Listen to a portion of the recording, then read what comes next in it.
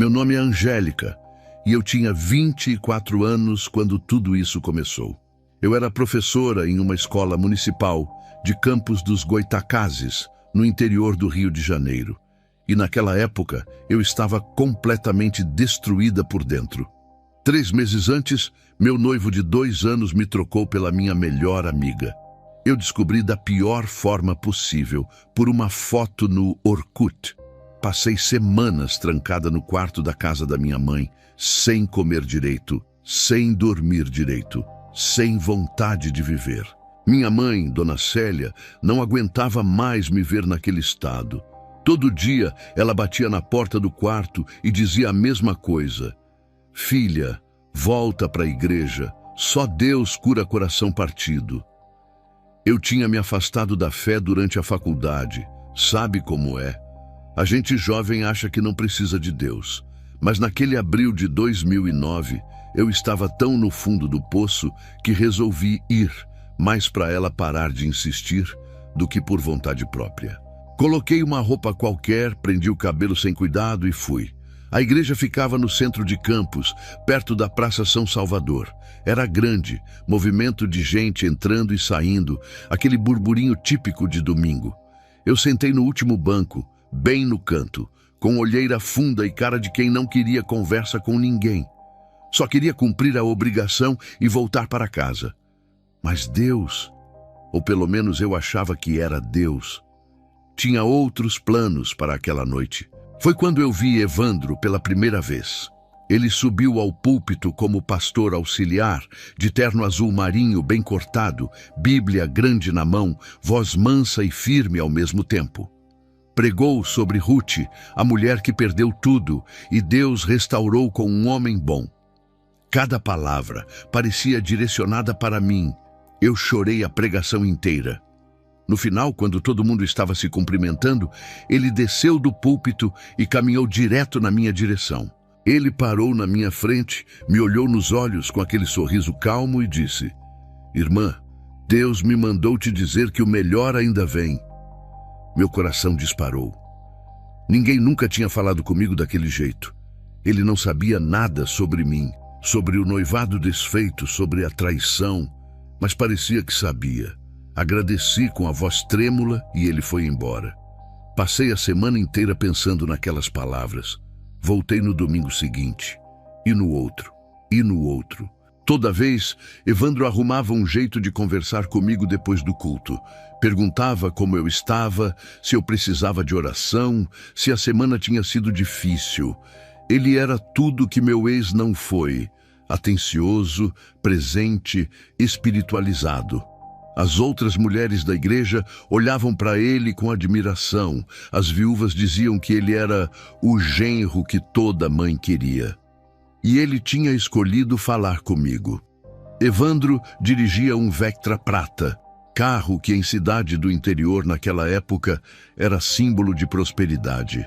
Estacionava sempre na frente da igreja e as irmãs comentavam baixinho: Viu só, Deus prospera quem é fiel. Ele era bonito, bem-sucedido, respeitado, e por algum motivo que eu não entendia, ele se interessava justamente por mim, a menina quebrada do último banco. Eu me senti especial pela primeira vez em meses. Na 4ª vez que conversamos, ele disse algo que na época eu achei a coisa mais romântica do mundo. Olhou para mim com aqueles olhos escuros e disse: Angélica, eu preciso te contar uma coisa. Eu já orava por você antes de te conhecer. Deus me mostrou seu rosto em sonho há 2 anos. Eu fiquei sem reação. Achei que era confirmação divina, que Deus estava restaurando minha vida amorosa com um homem de verdade. Não perguntei como isso era possível. Não questionei nada. Só uma pessoa na igreja não celebrou a aproximação de Evandro comigo.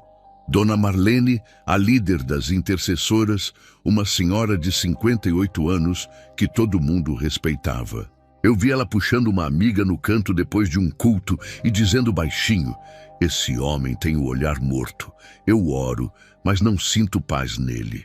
A amiga respondeu que ela implicava com todo mundo. Ninguém deu ouvido para Dona Marlene. Eu também não dei. Naquele momento, eu só conseguia ver o homem perfeito que Deus tinha colocado na minha vida para curar meu coração partido. Evandro era educado, gentil, cheio de palavra bonita e versículo na ponta da língua. Eu estava carente, machucada, desesperada para acreditar que coisas boas ainda podiam acontecer comigo. E foi exatamente essa combinação, a minha fraqueza e a perfeição dele, que me levou direto para o maior pesadelo da minha vida. O namoro com Evandro começou oficialmente em maio de 2009, um mês depois daquele primeiro encontro na igreja. Ele fez tudo certinho, do jeito que toda mulher evangélica sonha. Pediu permissão para minha mãe, conversou com meu pai, disse que as intenções dele eram sérias. Dona Célia ficou encantada. Meu pai aprovou na hora. Eu achava que finalmente a minha vida estava entrando nos eixos depois de tanta dor. Evandro me tratava como uma princesa. Levava para jantar no Shopping Boulevard, que era o lugar mais chique de Campos naquela época. Aparecia na escola onde eu trabalhava com flor e bilhete escrito à mão. Toda noite antes de dormir ele ligava e a gente orava junto pelo telefone. Eu pensava comigo mesma: esse é o homem que Deus preparou para mim. Não tinha como ser diferente. Ele era perfeito demais. Minha mãe estava nas nuvens com o namoro. Ela dizia para as amigas da igreja: finalmente minha filha encontrou um homem direito. Evandro ia almoçar lá em casa todo domingo, jogava dominó com meu pai no quintal, ajudava a lavar a louça. Chorou abraçado com Dona Célia um dia, dizendo que ia honrar a filha dela pelo resto da vida. Minha mãe guardou aquele momento no coração como se fosse uma promessa sagrada. Mas nem todo mundo estava feliz. Minha amiga Jéssica, que trabalhava comigo na escola desde a faculdade, me puxou no canto um dia durante o intervalo. Ela estava com uma cara séria e disse: amiga, 5 meses é muito rápido. Você nem conhece a família dele direito. Ele quase não fala do passado. Eu respondi na hora, sem pensar: você está com inveja porque Deus me abençoou. Jéssica ficou calada e nunca mais tocou no assunto. No 3º mês de namoro, Evandro me levou para a Praça São Salvador, no centro de Campos, numa noite de sábado. Tinha pouca gente, o clima estava fresco, as luzes dos postes davam um ar romântico. De repente ele parou, tirou uma caixinha de veludo do bolso e ajoelhou na minha frente. Disse com aquela voz mansa: Deus me prometeu você, Angélica. Aceita ser minha esposa? Eu disse sim, chorando, e algumas pessoas que passavam aplaudiram. Naquela mesma noite, ele me deu um presente especial. Era um colar de prata com um pingente em formato de lua crescente. Colocou no meu pescoço e disse: isso representa nossa aliança espiritual. Nunca tira, tá? Eu achei lindo, diferente, significativo. Usei aquele colar todo santo dia a partir dali. Só anos depois eu descobri que aquele símbolo não tinha nada a ver com Deus. Mas naquele momento eu estava cega de amor. O casamento foi marcado para dezembro de 2009, só 7 meses depois de nos conhecermos. Todo mundo na igreja achava lindo, diziam que era coisa de Deus quando acontecia rápido assim. O pastor presidente abençoou a união e disse no púlpito: quando Deus junta, o homem não separa. Eu me sentia a mulher mais abençoada do mundo. Estava finalmente deixando a dor do passado para trás. Uma semana antes do casamento, eu estava arrumando as coisas de Evandro que ele tinha trazido para guardar na casa da minha mãe. Mexendo no bolso de um paletó, achei um papel dobrado várias vezes. Abri por curiosidade e gelei. Tinha meu nome completo escrito 7 vezes, um embaixo do outro, com uma data embaixo. Março de 2007, 2 anos antes da gente se conhecer. Meu coração acelerou de um jeito estranho. Mostrei o papel para ele naquela noite, tentando parecer tranquila.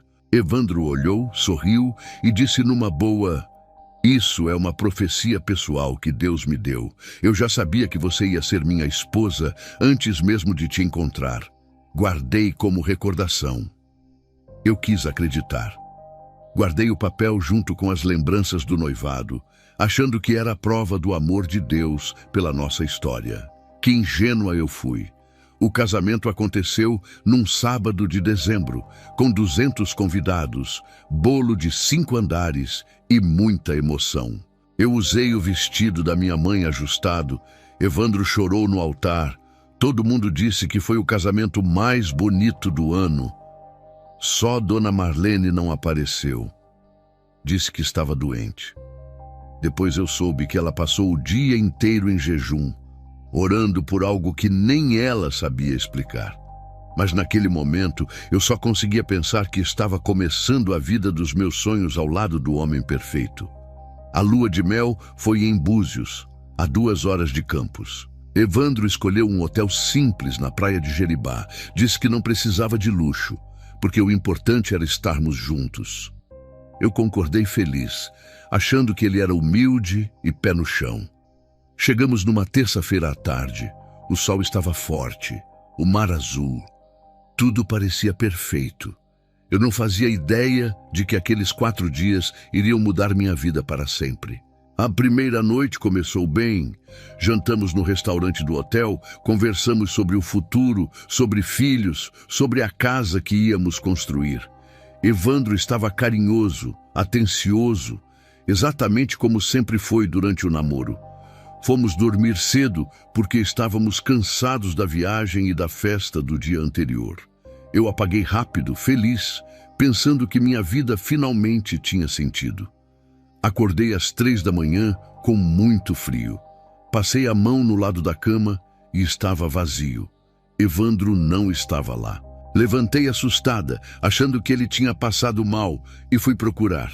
Encontrei ele na varanda do quarto, de costas, parado olhando o mar escuro.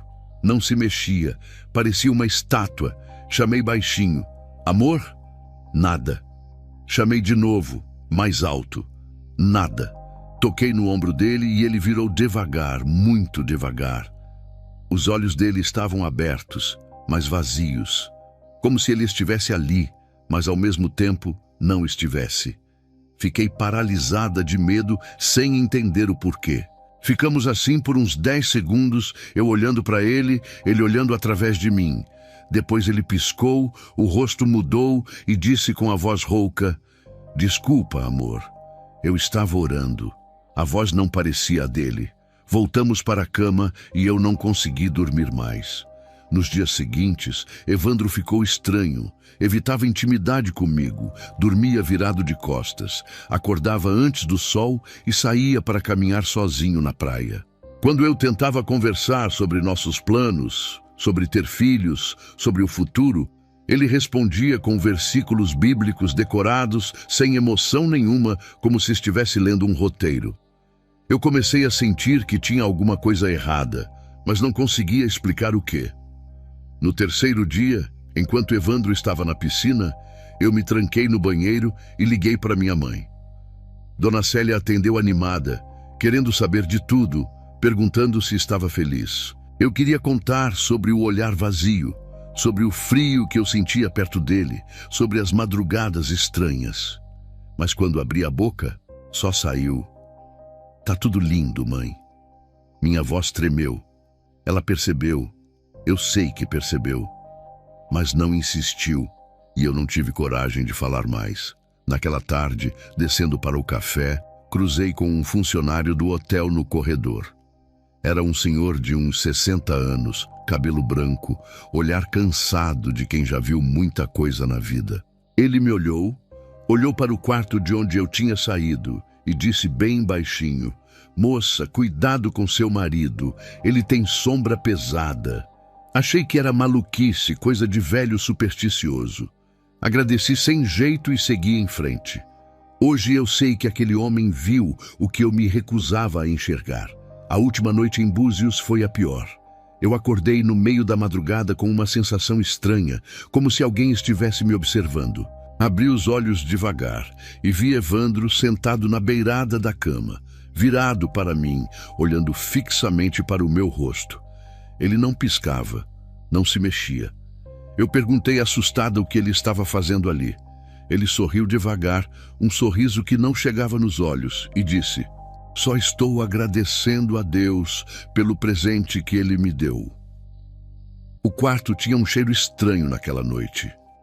Parecia enxofre misturado com alguma coisa podre, como carne estragada. Pensei que fosse problema no encanamento do hotel, que era simples mesmo.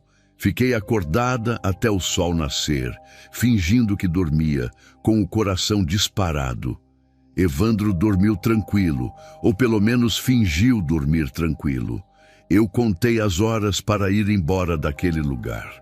Voltamos para Campos no dia seguinte. No carro, Evandro voltou a ser o homem carinhoso de sempre, cantando hinos, segurando minha mão, fazendo planos para nossa casa nova. Eu quis acreditar que aqueles dias estranhos tinham sido só nervosismo, coisa de recém-casado, adaptação. Convenci a mim mesma de que tudo ia ficar bem. Mas no fundo, bem no fundo, uma voz dentro de mim dizia que eu tinha acabado de entrar em uma armadilha da qual não seria fácil sair. Quando voltamos da lua de mel, nos mudamos para uma casa alugada no bairro Parque Califórnia, uma zona mais afastada do centro de Campos. Era uma casa simples, 2 quartos, um quintal com uma mangueira grande que dava sombra no final da tarde. Evandro fez questão de escolher aquela casa específica, disse que tinha orado e Deus tinha confirmado o endereço. Eu achei estranho tanta certeza, mas não questionei. Os vizinhos eram distantes e eu não conhecia ninguém ali. A casa tinha 2 quartos e desde o primeiro dia, Evandro transformou o segundo em escritório. Colocou uma mesa, uma estante cheia de livros e trancou a porta com chave. Disse que precisava de concentração para estudar a Bíblia e preparar as pregações. A chave ficava sempre com ele, no mesmo chaveiro do carro. Eu nunca pude entrar naquele quarto. Quando perguntava, ele respondia sorrindo: "Coisa de homem, amor, você não ia entender." Nos primeiros meses, a vida parecia normal por fora. Íamos à igreja juntos, visitávamos minha mãe aos domingos. Eu continuava trabalhando na escola. Evandro era atencioso na frente dos outros, mas em casa ficava cada vez mais calado, mais distante. Passava horas trancado no escritório, às vezes a noite inteira. Eu ouvia murmúrios lá de dentro, mas nunca conseguia entender o que ele dizia. Achava que era oração. Tinha que ser oração. 6 meses depois do casamento, numa noite de quarta-feira, Evandro foi para uma vigília na igreja e disse que só voltava de madrugada. Eu estava sozinha em casa, inquieta, com uma sensação ruim que não me largava. Fui até a estante da sala, sem saber direito o que procurava, e achei uma Bíblia velha que eu nunca tinha visto antes. Quando abri, o miolo estava oco. Tinham arrancado as páginas e dentro tinha uma chave, a chave do escritório. Minhas mãos tremiam tanto que eu quase deixei a chave cair. Fiquei uns 10 minutos parada na frente da porta do escritório, ouvindo meu coração bater forte, tentando criar coragem. Uma parte de mim dizia para guardar a chave e fingir que não tinha visto nada. Outra parte precisava saber a verdade. Respirei fundo, coloquei a chave na fechadura e girei devagar. A porta abriu com um rangido que até hoje me dá arrepios. O cheiro foi a primeira coisa que me atingiu. Mofo misturado com algo metálico, como sangue seco. O quarto estava escuro, as cortinas eram pretas e bloqueavam toda a luz. Acendi o interruptor e o que eu vi me fez gelar até a alma. No centro do quarto tinha uma mesa com velas derretidas, uma bacia de barro com um líquido escuro no fundo, fitas vermelhas amarradas em formato de cruz virada para baixo. E na parede, bem no centro, uma foto minha. Era uma foto da minha formatura de 2007, 2 anos antes de eu conhecer Evandro. Eu nunca tinha dado essa foto para ele. Nunca. Embaixo da foto, escrito à mão com tinta vermelha, uma palavra: consagrada. Minhas pernas fraquejaram. Precisei me apoiar na parede para não cair. O quarto girava ao meu redor e eu mal conseguia respirar. O que era aquilo? O que meu marido estava fazendo? Tinha um caderno preto em cima da mesa. Abri com as mãos tremendo e vi uma lista de nomes de pessoas da igreja. Dona Marlene estava lá, com a palavra silenciar do lado. O pastor presidente tinha controlar escrito ao lado do nome. E tinha uma lista de mulheres com datas. Um nome me chamou a atenção. Cláudia, com a data 2003 e uma anotação em vermelho, cumprido. Eu não conhecia nenhuma Cláudia, mas entendi na hora que eu não era a primeira. Vomitei ali mesmo, no canto do quarto. Depois, em pânico total, arrumei tudo como estava, apaguei a luz, tranquei a porta e devolvi a chave para dentro da Bíblia oca. Sentei no sofá da sala tremendo por mais de 2 horas, esperando Evandro voltar. Quando ele chegou, fingi que estava dormindo. Ele deitou do meu lado como se nada tivesse acontecido. Eu passei a noite inteira acordada, morrendo de medo do homem que dormia ao meu lado. Na semana seguinte, descobri que estava grávida de 2 meses. Quando vi o resultado do exame, não senti alegria. Senti desespero. Eu estava presa em uma casa com um homem que escondia coisas terríveis, carregando um filho dele dentro de mim. Para onde eu iria? Quem ia acreditar em mim? Eu era a esposa do pastor auxiliar querido, o homem que todos admiravam. Naquele momento, eu entendi que meu pesadelo estava só começando. A gravidez, que deveria ser o momento mais feliz da minha vida, se transformou em um tormento. Eu andava pela casa com medo, dormia com medo, acordava com medo. Evandro continuava agindo normalmente, como se nada estivesse errado, como se aquele quarto trancado não existisse. Eu fingia que não sabia de nada, sorrindo por fora e morrendo por dentro. Cada vez que ele me abraçava, eu sentia um calafrio subindo pela espinha. No 4º mês de gestação, acordei de madrugada com uma dor forte na barriga e a cama encharcada de sangue. Gritei por Evandro. Ele me levou correndo para o hospital. Os médicos fizeram de tudo, mas não conseguiram salvar o bebê. Eu perdi meu filho naquela noite fria de 2010. Fizeram exames, ultrassom, tudo o que era possível, mas não acharam nenhuma causa. O médico disse que às vezes simplesmente acontece. Eu sabia que não era só isso. Evandro foi me buscar no hospital no dia seguinte. Eu esperava um abraço, uma palavra de conforto, qualquer coisa que mostrasse que ele também estava sofrendo. Mas ele só disse com a voz fria: "Deus sabe o que faz, a gente tenta de novo." Não chorou uma lágrima, não segurou minha mão. Falou como se estivesse comentando sobre o tempo. Naquele momento, olhando para o rosto vazio dele, eu tive certeza de que tinha casado com um estranho. Nas semanas seguintes, meu corpo começou a definhar. Eu me olhava no espelho do banheiro e não reconhecia a mulher que via. O cabelo estava caindo, a pele cinzenta, os olhos fundos com olheiras escuras. Eu tinha 25 anos e parecia ter 40. Perdi 10 quilos em 2 meses. As roupas ficavam largas, eu mal conseguia comer. Algo estava me consumindo por dentro e não era só tristeza. Comecei a acordar toda manhã com marcas estranhas no corpo. Arranhões fundos, 3 riscos paralelos como se fossem garras, nos braços, nas costas, nas coxas. Mostrei para Evandro uma vez e ele disse que eu me coçava dormindo. Mas os arranhões apareciam em lugares que eu não alcançava. Eu tinha medo de dormir, tinha medo de ficar acordada, tinha medo de tudo.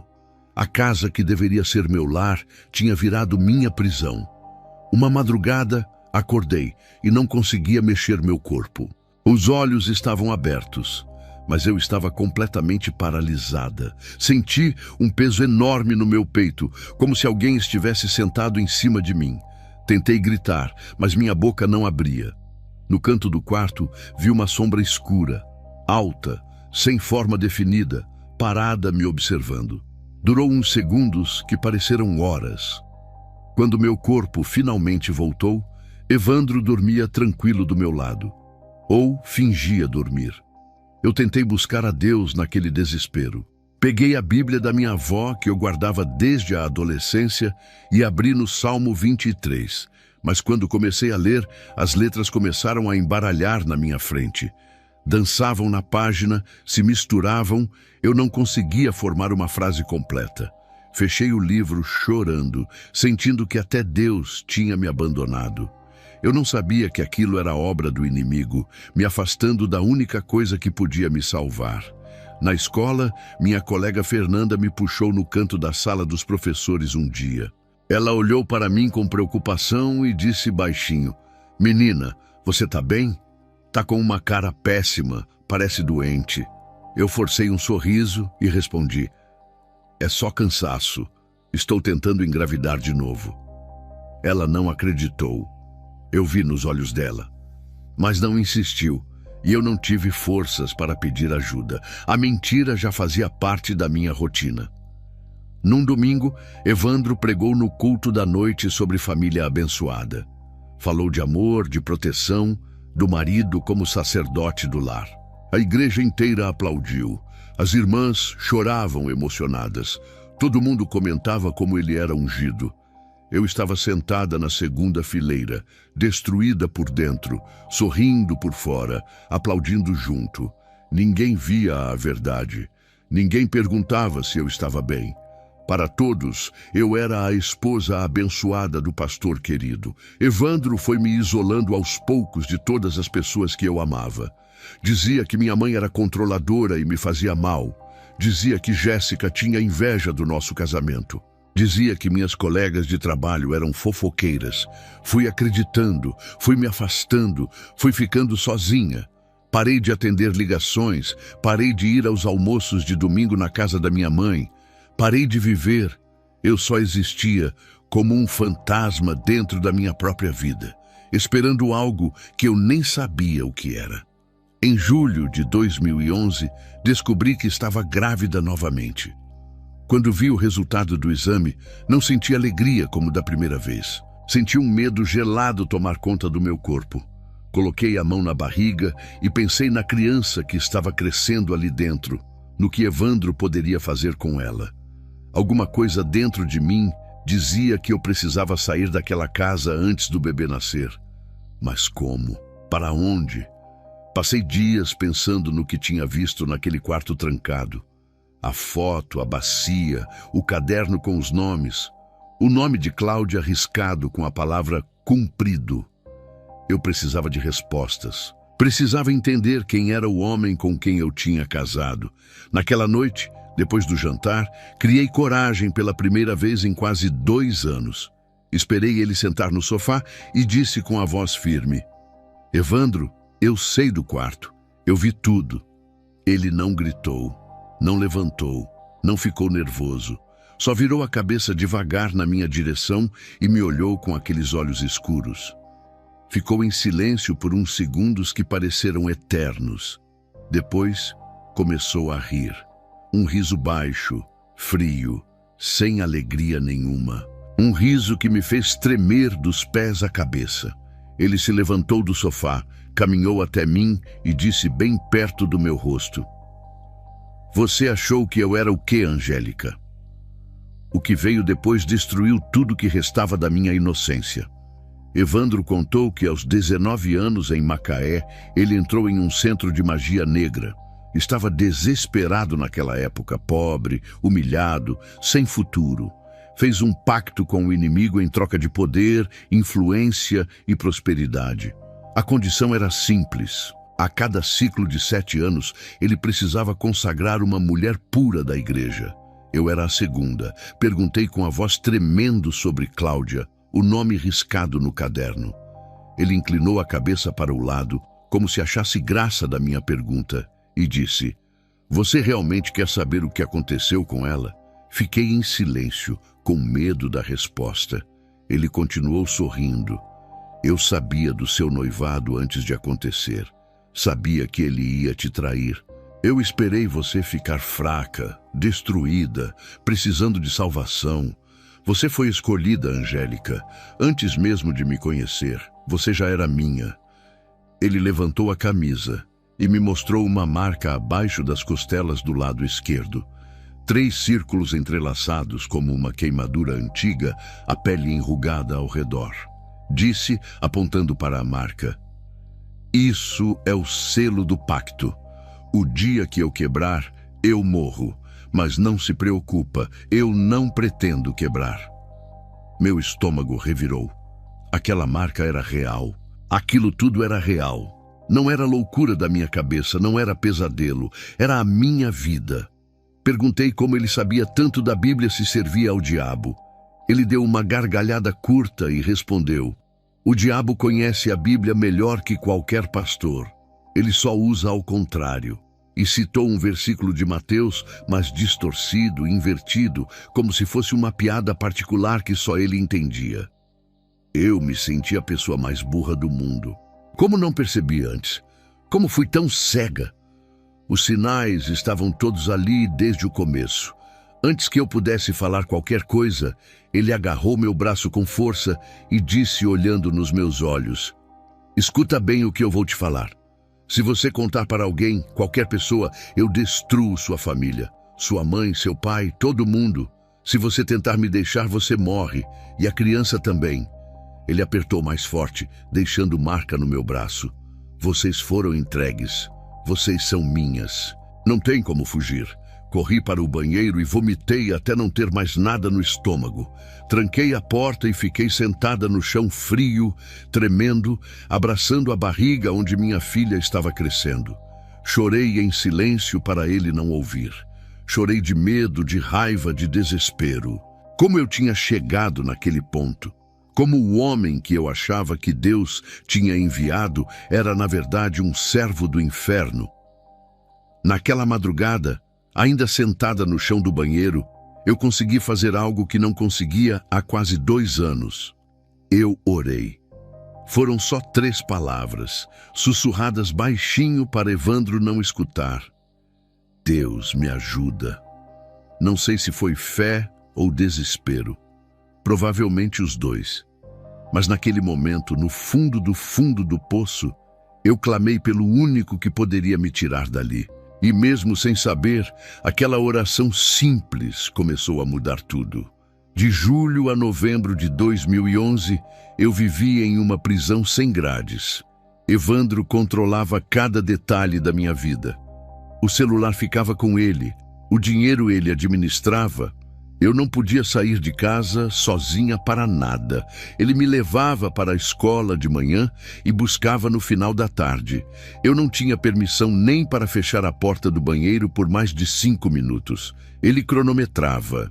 Se eu demorasse, ele batia na porta perguntando o que eu estava fazendo. As idas ao supermercado eram um pesadelo. Ele andava do meu lado o tempo todo. Escolhia cada item que entrava no carrinho, decidia o que eu podia ou não comer. Uma tarde, no supermercado Princesa, eu vi uma antiga irmã da igreja no corredor de limpeza. Nossos olhos se cruzaram e eu quis tanto acenar, pedir socorro, qualquer coisa. Mas Evandro apertou meu braço com força e sussurrou sorrindo: "Finge que não viu." A irmã passou sem me notar. Fiquei com marca roxa no braço por 1 semana. Eu tentei pedir ajuda uma vez. Escrevi um bilhete no papel de caderno da escola: "Por favor, me ajudem. Meu marido não é quem parece. Estou em perigo." Escondi no fundo do meu armário no trabalho, planejando dar para alguém de confiança. No dia seguinte, cheguei em casa e o bilhete estava em cima da mesa da cozinha, queimado. Evandro não disse uma palavra sobre aquilo. Só me olhou com aquele olhar vazio enquanto eu jantava. Eu entendi o recado. Tentei fugir 3 vezes naqueles meses. Na primeira, fui até um orelhão perto da escola para ligar para minha mãe. Coloquei a ficha, disquei o número e o telefone travou antes de completar a ligação. Tentei de novo. Travou de novo. Na terceira tentativa, a ficha engoliu e não saiu som nenhum. Voltei para casa chorando, sentindo que até os objetos estavam contra mim. Hoje eu sei que não era coincidência. Na segunda tentativa, eu decidi contar tudo para Fernanda, minha colega de trabalho. Puxei ela no canto da sala dos professores, abri a boca para falar e de repente tudo escureceu. Acordei no chão, com todo mundo ao redor achando que eu tinha passado mal de pressão baixa. A diretora me mandou para casa. Evandro foi me buscar com aquele sorriso falso, perguntando se eu estava bem. Eu não tinha conseguido falar uma palavra sequer. Na terceira vez, eu criei coragem e fui até a delegacia no centro de Campos. Estava decidida a contar tudo, pedir ajuda, registrar ocorrência. Mas na hora que eu ia entrar pela porta, uma dor aguda no peito me dobrou ao meio. Parecia que alguém estava apertando meu coração com a mão. Não consegui respirar, não consegui andar. Voltei para casa mancando, derrotada. Alguma coisa não me deixava pedir ajuda. Alguma coisa me mantinha presa. À noite, sozinha no quarto enquanto Evandro ficava trancado no escritório, eu comecei a duvidar de mim mesma. Será que eu tinha inventado tudo? Será que estava ficando louca? Talvez aquele quarto não fosse tão estranho assim. Talvez eu estivesse exagerando. O diabo é esperto. Ele faz a vítima duvidar da própria sanidade. E eu estava duvidando, cada dia mais. Já não sabia separar o real do imaginário. Na igreja, todos tratavam Evandro como santo e eu como a problemática. Uma irmã perguntou se eu estava bem e antes que eu respondesse, Evandro me abraçou e disse sorrindo: "Ela anda fraquinha, coitada. Estamos orando muito. Peçam por nós." Todo mundo olhou para mim com pena, como se eu fosse doente. Ninguém suspeitava do homem carinhoso que me abraçava. Eu era a louca, a fraca, a que precisava de oração. Ele era o marido dedicado que sofria junto. Uma madrugada, tive um sonho que nunca vou esquecer. Uma figura alta, toda coberta de preto, sem rosto, apareceu no canto do quarto. A criatura falou com uma voz de trovão: "Você é minha agora, nem seu Deus pode te tirar de mim." Acordei suando frio, com um hematoma roxo no pulso, como se alguém tivesse agarrado meu braço com força. Evandro dormia do meu lado, sorrindo enquanto dormia. Aquela imagem me assombra até hoje. Eu estava entrando no 5º mês de gravidez. Era menina. Evandro já tinha escolhido o nome Luna, como o pingente do colar que ele me deu no noivado. Na época achei coincidência, mas agora eu entendia tudo. A lua não era símbolo de amor. Era símbolo do pacto dele. E se eu não saísse daquela casa a tempo, minha filha seria a terceira vítima do ciclo de 7 anos. Eu precisava fugir. Mas como, se eu não conseguia nem pedir ajuda? Novembro de 2011. Evandro chegou em casa uma noite com um brilho estranho nos olhos e anunciou que na próxima lua nova faríamos a consagração final. Disse que era hora de apresentar nossa filha ao verdadeiro senhor dela. Eu gelei da cabeça aos pés. Entendi exatamente o que aquilo significava. Ele ia entregar minha filha, ainda no meu ventre, para o mesmo ser das trevas que ele servia. Eu tinha menos de 2 semanas para fazer alguma coisa. Os dias seguintes foram os piores da minha vida. Eu mal conseguia comer, mal conseguia dormir, mal conseguia pensar em outra coisa. Olhava para minha barriga de 6 meses e chorava escondida no banheiro. Minha filha se mexia dentro de mim, chutava, estava viva e saudável. E eu estava prestes a perdê-la de uma forma que eu nem conseguia imaginar. Precisava sair dali, mas todas as portas estavam fechadas. Numa quarta-feira à noite, Evandro saiu para uma reunião na igreja. Disse que voltava tarde. Eu fiquei sozinha na casa, andando de um lado para o outro, sentindo o desespero crescer dentro do peito. Entrei no banheiro, tranquei a porta e sentei no chão frio. Minhas mãos tremiam. Minha cabeça girava. Eu não via saída, não via esperança, não via nada além de escuridão. Abri a gaveta embaixo da pia e vi uma tesoura. Peguei na mão sem pensar. O metal estava frio. Fiquei olhando para a lâmina por muito tempo, pensando em tudo que eu tinha perdido. A alegria, a fé, a identidade. Eu não era mais Angélica. Era só um corpo vazio esperando o fim. Pensei na minha mãe que ia sofrer tanto. Pensei no meu pai, que não ia entender. Pensei na minha filha, que nunca ia conhecer o mundo. Encostei a tesoura no pulso.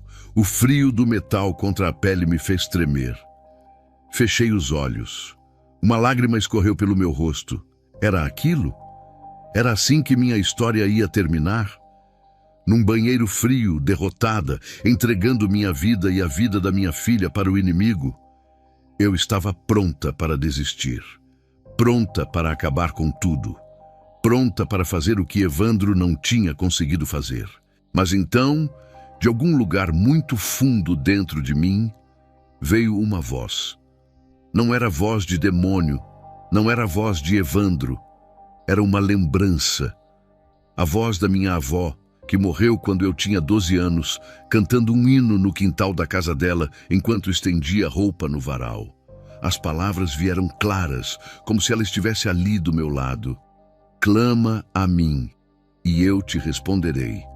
Larguei a tesoura. Ela caiu no chão com um barulho que ecoou pelo banheiro.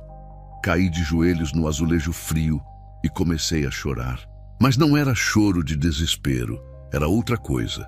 As lágrimas que estavam presas há meses finalmente conseguiram sair. Eu chorei tanto que mal conseguia respirar.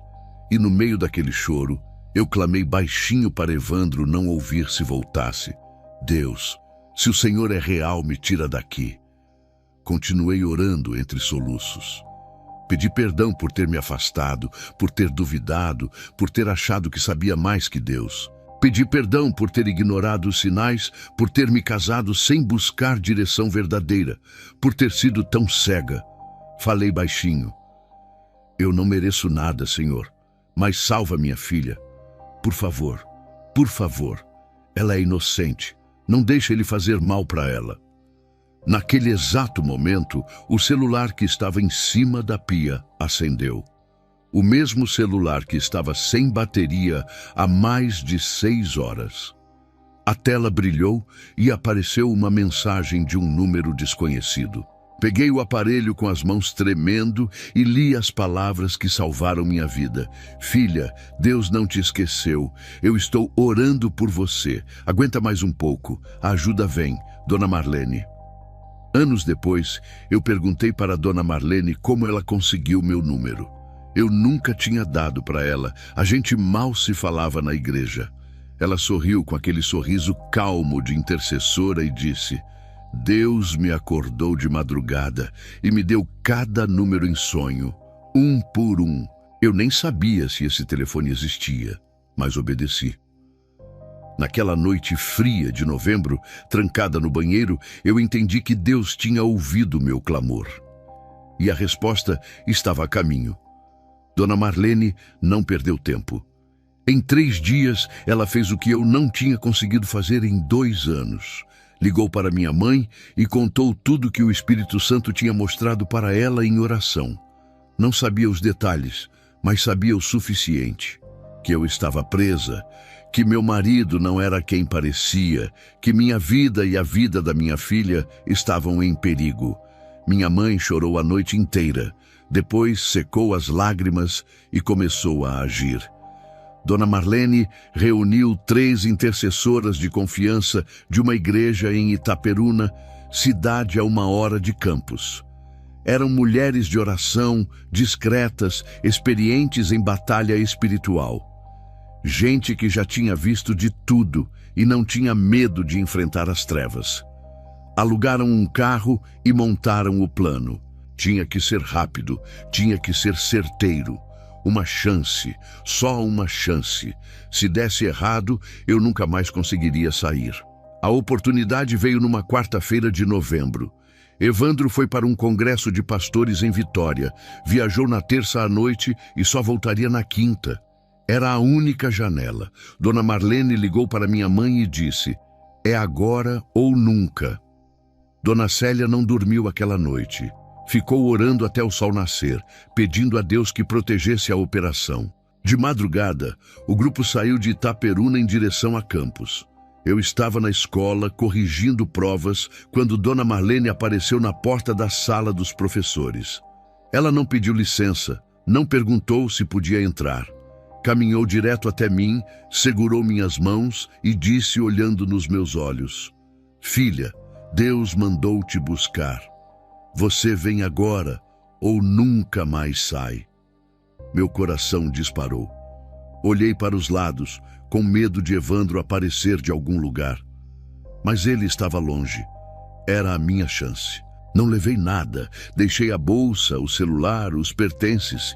Peguei só os documentos que estavam na carteira e saí pelos fundos da escola sem olhar para trás. No estacionamento, um carro prata esperava com o motor ligado. A porta de trás abriu e eu vi minha mãe. Dona Célia esticou os braços e eu me joguei naquele abraço. A gente ficou assim por muito tempo, chorando, tremendo, sem conseguir falar nada. Ela cheirava a café e a casa, cheirava a segurança. No caminho para Itaperuna, eu não conseguia parar de olhar para trás. Cada carro prata que aparecia na estrada parecia o Vectra de Evandro. Cada curva eu achava que ele ia surgir do nada. Dona Marlene ia no banco de trás do meu lado, orando baixinho em línguas, segurando minha mão. As outras intercessoras revezavam na direção, em silêncio, concentradas. Ninguém falava. Só o som da oração preenchia o carro. No meio da viagem, o celular da minha mãe tocou. Ela olhou para a tela e empalideceu. Era o número de Evandro. Ninguém atendeu.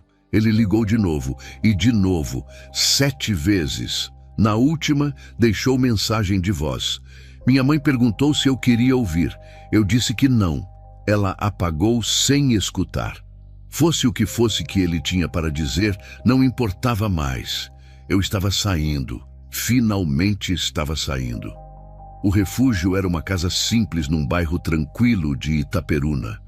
Pertencia a uma irmã chamada Socorro, viúva de pastor, 70 anos, mãos firmes e fé inabalável. Ela me recebeu na porta com um abraço apertado e disse: "Aqui você está segura, minha filha. O inimigo não entra nessa casa." Eu ia ficar ali escondida por tempo indeterminado, sem celular, sem redes sociais, sem contato com ninguém de Campos. Era como se eu tivesse morrido para o mundo. Na primeira noite, eu não consegui dormir, mas não era por medo. Era porque eu não conseguia acreditar. Fiquei deitada olhando para o teto branco do quarto, as mãos na barriga, repetindo baixinho: "Eu saí. Eu saí. Eu realmente saí." Minha filha chutou forte, como se concordasse, como se também soubesse que a gente tinha escapado. Chorei de alívio até o sono finalmente chegar. Na terceira semana no refúgio, durante uma sessão de oração com as intercessoras, aconteceu algo que eu nunca vou esquecer. Dona Marlene e as outras mulheres estavam orando por mim quando meu corpo começou a tremer. Eu tentei controlar, mas não consegui. Uma voz grossa saiu da minha boca, uma voz que não era minha. "Ela foi comprada, ela tem dono, vocês não podem tirar." As intercessoras não recuaram, oraram por 4 horas seguidas. Eu gritei, chorei, me debati. No final, vomitei algo escuro e desmaiei. Quando acordei pela primeira vez em anos, eu conseguia respirar de verdade. O peso tinha saído do meu peito. Eu estava livre. Fevereiro de 2012, Hospital de Itaperuna. Depois de um parto normal sem complicações, eu ouvi o som mais bonito da minha vida. O primeiro choro da minha filha. Uma menina de 3 quilos, saudável, forte, perfeita. A enfermeira colocou ela nos meus braços e eu chorei junto. Dei o nome de Ana Beatriz. Ana significa cheia de graça. Beatriz significa a que traz felicidade. Minha filha nasceu livre, longe das trevas, protegida por Deus. O ciclo de Evandro foi quebrado. Os primeiros meses não foram fáceis. Eu acordava de madrugada com pesadelos, achando que Evandro estava na porta. Às vezes eu via sombras no canto do quarto e meu coração disparava. Fiz acompanhamento com uma psicóloga cristã por 6 meses, precisei de remédio para dormir no começo. A recuperação foi lenta, cheia de altos e baixos. Mas eu não estava sozinha. Minha mãe se mudou temporariamente para Itaperuna para me ajudar com a bebê. Num desses dias difíceis, eu finalmente contei tudo para Dona Célia. Cada detalhe. O quarto trancado, a foto, o caderno, o pacto, as ameaças. Ela ouviu em silêncio, segurando minha mão, sem me interromper uma vez. Quando eu terminei, ela tinha lágrimas escorrendo pelo rosto. Disse com a voz embargada: eu sabia que tinha algo errado. Eu devia ter insistido mais. Me perdoa, filha. A gente se abraçou e chorou junto. Aquele abraço curou feridas que eu nem sabia que tinha. Evandro me procurou por meses depois da fuga. Mandou mensagens pela família, por conhecidos, por qualquer pessoa que pudesse me encontrar. Ameaças, promessas, citações bíblicas distorcidas. Eu registrei boletim de ocorrência e consegui medida protetiva. O divórcio saiu em 2013. Nunca mais vi ele pessoalmente. E agradeço a Deus por isso todos os dias. Algumas portas precisam ficar fechadas para sempre. Em 2014, soube por terceiros o que aconteceu com Evandro. Ele foi preso em Macaé por envolvimento com tráfico, estelionato e extorsão de fiéis. Dentro da cadeia, dizem que ele enlouqueceu. Fala sozinho, grita de madrugada, diz que eles vieram cobrar. Os médicos falam que é doença mental. Eu sei o que é. O pacto que ele fez cobra o preço de todo mundo. Não existe acordo com as trevas que termine bem. Naquele mesmo ano, voltei para Campos. Aluguei uma casa pequena no bairro Turf Club, longe do centro, longe das lembranças. Retomei o trabalho na escola, voltei a congregar numa igreja pequena de bairro, sem pompa e sem holofotes. Demorei muito para confiar em homem de novo. Recusava convites, evitava aproximações. Achava que todo elogio era manipulação, todo interesse era armadilha. A ferida de Evandro demorou anos para cicatrizar. Marcos apareceu na minha vida sem pressa.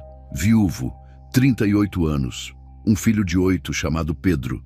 Pedreiro de profissão, mãos calejadas, fala mansa. Conheceu a gente na igreja nova e não tentou me impressionar. Não forçou nada, esperou. 1 ano e meio de amizade antes do primeiro encontro. Quando eu finalmente contei toda a minha história, esperando que ele fosse embora, ele só disse: eu não vou embora.